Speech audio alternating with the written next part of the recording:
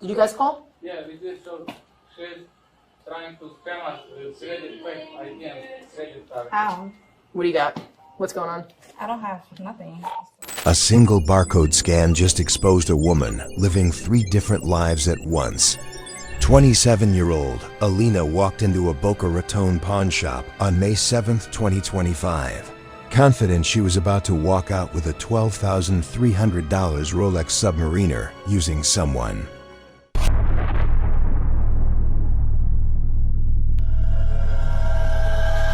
Elsa's stolen identity. But in the next 60 seconds, cutting-edge technology would unravel her entire criminal operation in real time. Picture this. Alina approaches the counter with the poise of someone who's done this before. She presents her driver's license, Miranda Emily, alongside a matching credit card. To the naked eye, everything appears legitimate. The ID looks professionally made, the signatures match, and she carries herself with the confidence of someone, making a routine luxury purchase. But here's what she didn't know. Modern pawn shops use barcode scanning systems that instantly cross-reference government databases. The fake ID and the credit card name matching to fake ID. When I scanned the ID, came out different name and address in my system, so I figured.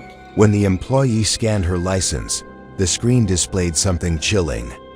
The physical card read, Miranda Emily, but the barcode belonged to Kimberly Harrison, a completely different person living at a completely different address. The employee's training kicked in immediately. This wasn't just a fake ID. This was synthetic identity fraud, where criminals merge real and fabricated information to create entirely new personas. Research reveals that synthetic identity fraud alone caused $6.8 billion in losses in 2024, with 72% of these schemes flying under the radar of traditional detection systems. As police arrived, Alina continued texting frantically on her phone. Investigators suspected she was coordinating with accomplices, a telltale sign of modern fraud-as-a-service operations, where criminal networks provide complete identity packages, customer support, and even subscription pricing models starting at just $50 per month. Officer questioning revealed the psychological profile typical of sophisticated fraudsters. When asked for basic information about her supposed identity, Alina couldn't even recall her own fake date of birth from memory.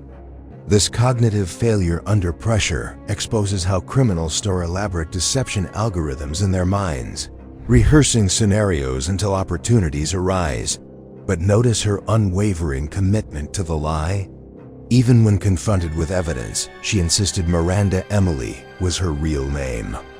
This reflects the narcissistic mindset researchers have identified in 87.3% of female prisoners with personality disorders, viewing criminal success as simply taking what they believe they deserve.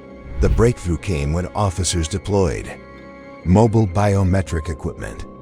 The HID Nomad 30 fingerprint scanner, FBI certified and capable of working in harsh conditions, captured Alina's prints and cross-referenced them against state and federal databases in seconds. What happened next was like watching a magic trick in reverse. The sophisticated facade crumbled as the scanner revealed her true identity: Alina Arancibia, a 27-year-old with an extensive criminal history. All those carefully constructed lies, the professionally forged documents, the matching credit cards, undone by 10 tiny fingerprints. This represents the cutting edge of law enforcement technology. These mobile systems achieve accuracy rates comparable to specialized equipment, while maintaining strict chain of custody protocols required for legal admissibility. Officers can now verify identities instantly, preventing criminals from disappearing into their synthetic personas. But Alina's case reveals something more sinister about modern identity theft. Her fake documents likely came from what experts call template farms, sophisticated operations, providing editable versions of official documents. The largest on record, Dot Juicer, enables mass production of fraudulent IDs across multiple Criminal organizations. The integration of AI has revolutionized these operations. Deepfakes now facilitate creation of synthetic photos, signatures, and even paper textures that make fake documents nearly indistinguishable from authentic ones. AI-generated scams surged 456% recently, with deepfake attacks projected to rise over 900% in 2025. Consider the psychological calculation behind Alina's confidence. She believed her synthetic identity was bulletproof. Criminal networks now operate with industrial precision, creating stable infrastructures disguised as legitimate businesses. They've professionalized fraud into subscription services with dashboard analytics, mirroring legitimate marketing tools. As officers placed Alina in handcuffs, her demeanor shifted from confident purchaser to cornered criminal. She finally stopped insisting on the fake name, but damage assessment was only beginning. They scanned it, came back to another name as well. It comes back to nothing for us, so just need to try to figure out who she is. Investigators discovered multiple fraudulent documents, suggesting this Rolex purchase was just one transaction in a larger criminal enterprise. The charges tell the story: fraudulent use of credit card, possession of fraudulent driver's license, and providing a false name to law enforcement. But these legal consequences represent only the tip of the iceberg for synthetic identity fraud operations. Here's the most chilling aspect. Somewhere out there, the real victims whose identities were stolen to create Miranda Emily may not even know they've been compromised. Synthetic identity fraud often combines real information from multiple people, making detection incredibly difficult until significant damage has occurred. Research shows identity theft victims experience complex trauma, extending far beyond financial losses.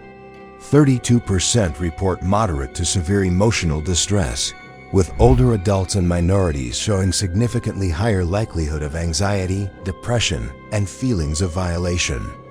Recovery can take years of documentation, credit restoration, and psychological healing.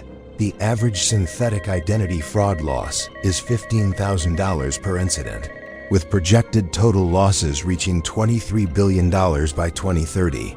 But behind every statistic is a human story, someone's financial life hijacked by criminals who view other people's identities as mere commodities in their digital marketplace.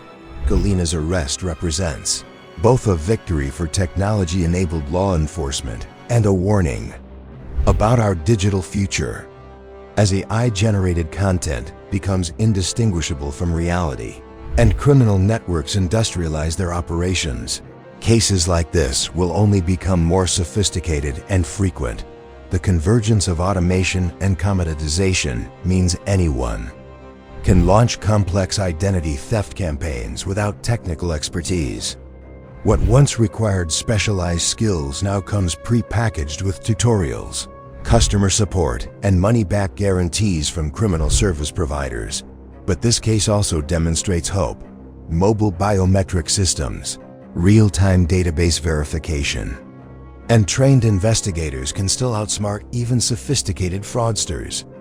The key lies in staying ahead of criminal innovation through technology, training, and international cooperation.